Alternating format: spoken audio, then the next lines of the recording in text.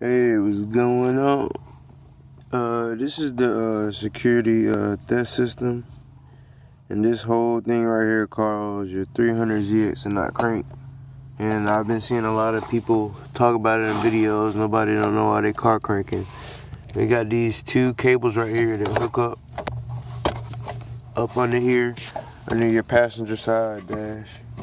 I ain't show a whole video of all that, but yeah, you just go under there. You gotta undo this box right here because it's in the way. Undo that, pull that down, and then go up under there, and then pull this out. It's gonna be connected. Disconnect that, and your car crank right up. It's crazy, but it's that simple.